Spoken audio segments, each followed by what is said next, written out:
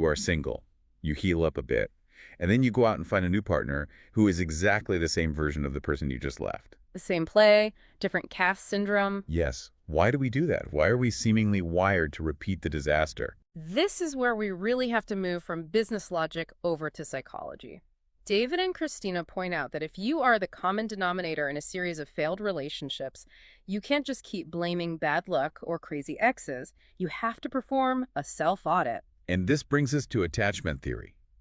Catherine Tracy breaks this down in the discussion, and I think we need to spend some real time here. Yeah, Because this is the software that is running in the background of our brains. absolutely. If you don't understand your attachment style, you are essentially flying blind. Catherine outlines the main categories for us. Let's start with the one we all want to be, the gold standard, secure attachment. Right. Secure attachment is basically confidence. It's the core belief that I am okay and you are okay.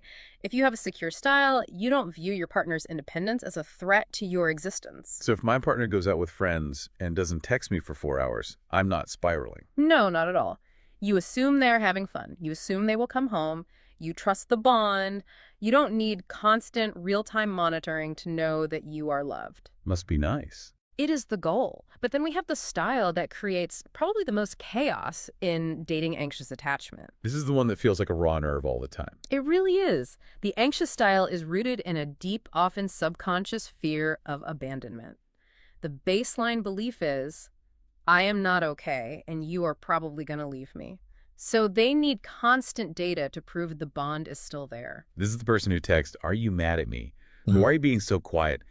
Do you still like me?" Yes, and if you don't answer that text in 5 minutes, their physiological system goes into a literal panic mode. They aren't trying to be annoying, they are trying to soothe a nervous system that feels like it's on fire. But the real tragedy here, as Catherine points out, is that this behavior creates a self-fulfilling prophecy. Exactly. If I am constantly gripping you, suffocating you, asking you to validate me over and over eventually, you're going to want to get away from me.